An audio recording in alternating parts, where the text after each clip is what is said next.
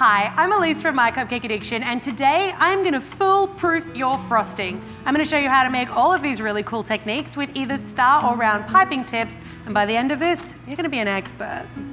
I'm actually just gonna snip this bag off a little bit because it's so big. Snip off a nice fine tip so your piping tip won't fall through, and then just pop that piping tip straight in the bag.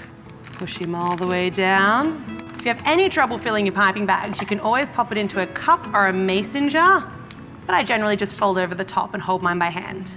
The fold gives the bag a bit of structure and creates like a little bit of tension around the opening.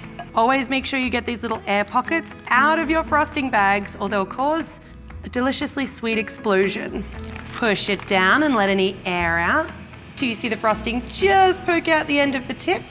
And then to seal the bag, I'm gonna twist and fold.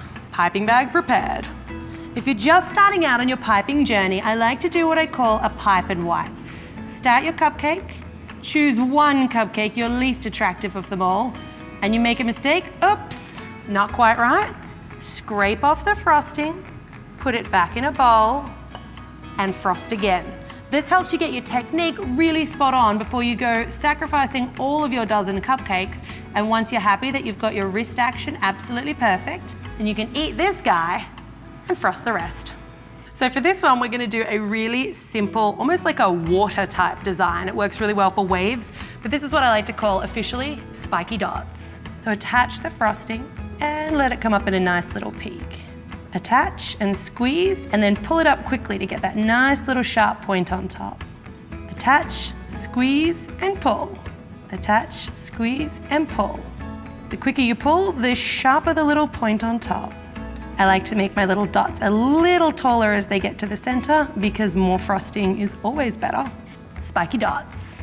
Number 2, we are going to do with that same round piping tip. This is a sneaky trick for adding a little bit of height to your cupcakes without having to go totally crazy on the frosting. Not that there's anything wrong with crazy amounts of frosting. Holding my piping bag still with that twist in place, and then pop down a little dot to glue the strawberry in place, and that gives us some artificial height.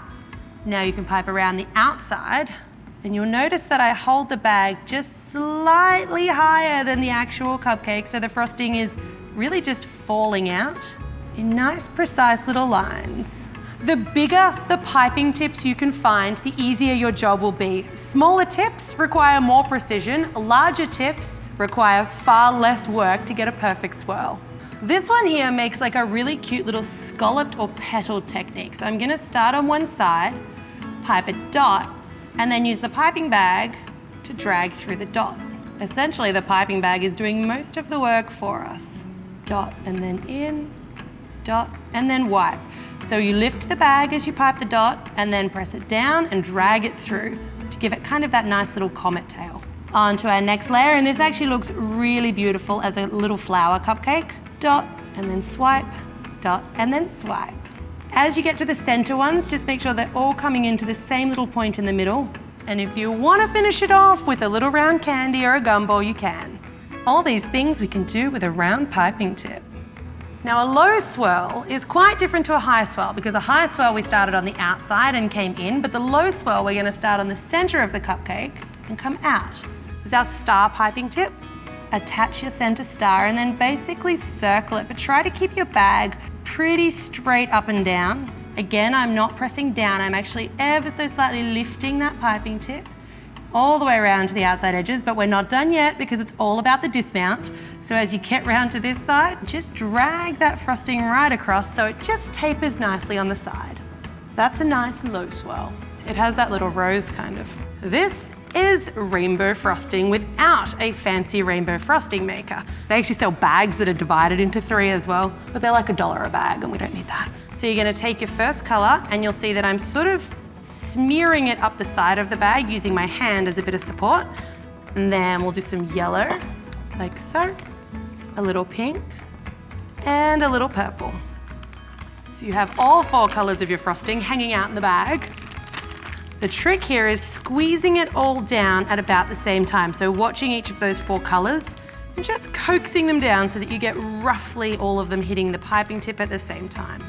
To make sure all of your colors are coming through, do a quick test until you see all 4. This is an awesome technique if you want just a couple of colors for a favorite sports team, or if you want to change it up. Look at those rainbow colors. And again, my piping tip is never touching the frosting that's falling. It's just slightly above to give us a really nice amount of height. One rainbow cupcake. We're gonna do a dual color frosting, which is one color frosting spread up one side of the bag. And then we're gonna do purple as our second color, spread up the other side. Very similar to the rainbow, but just two colors. If you ever want to impress anybody, do a 2 or 3 color frosting. Mine's blown. Again, pushing them down at about the same time, so we see both colors. This is gonna be like a twist and turn technique. So I'm gonna attach on the cupcake, pressing into the cupcake, and then I'm gonna twist the bag, attach, right, left, and then back again as I stop squeezing and twist just to disengage the frosting. You can turn the bag here if you want different shades of pink and purple on the outside, so just give it a little twist and go again. This is a good example of your hand working at the same time as your piping bag. So I'm gonna hold my cupcake, and I'm actually gonna use my hand to swirl the cupcake around just slightly as my other hand brings that frosting swirl. With these kinds of designs that take a little bit longer to pipe, it pays not to have too much frosting in your piping bag, because just the heat of my hand squeezing that frosting is actually gonna melt the frosting up here, and then it gets really difficult to pipe with. So just put in a little, pipe a couple of cupcakes, and then refill.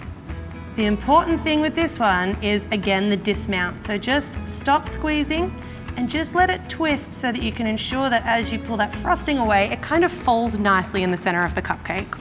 This will look cute as a simple little birthday cake with a little sprinkle on top of each and a candle in the middle. It's like a tiny birthday cake just for one. Oh, that's super cute.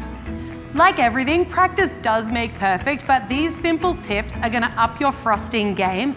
And don't beat yourself up if it takes you a couple of goes to get your swirls absolutely perfect. These are just some really basic piping techniques, and we've only used 2 of millions of tips that you can find. Get creative, experiment in the kitchen. There is no end to the possibilities when it comes to upping your piping game. When it comes to decorating, the world really is your cupcake. Your oyster.